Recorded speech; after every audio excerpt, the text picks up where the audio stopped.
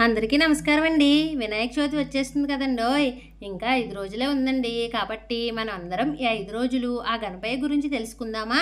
అవునండి. ఈ 5 రోజులు రోజుకొక వీడియో ఆ బొజ్జ గణపయ్య గురించి నేను తెలుసుకున్న, నాకు తెలిసిన విషయాలు చెప్తానండోయ్! మీరందరూ మన ఛానల్‌ని సబ్స్క్రైబ్ చేసుకుని, ఆ బొజ్జ గణపయ్య అంటే ఇష్టం ఉన్న ప్రతి ఒక్కరూ లైక్ చేయండి. ముందుగా వినాయక చవితి అంటే గుర్తొచ్చేది వినాయకుని విగ్రహాలు ప్రతి వీధిలో నిలబెడతారు కదండీ! మండపాలు వేసి అలా మండపాలు వేయాలి అంటే ముందుగా అధికారులు పర్మిషన్ తీసుకోవాలండి. ట్రాఫిక్ ఇబ్బంది కలిగే ప్రదేశాల్లో పెట్టకూడదు. లౌడ్ స్పీకర్ విషయంలో చాలా జాగ్రత్తగా ఉండాలండి.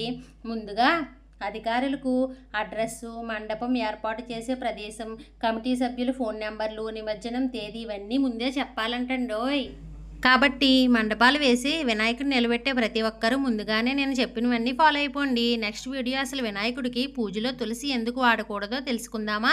అప్పటి వరకు మన ఛానల్ సబ్స్క్రైబ్ చేసుకుని లైక్ చేయండి.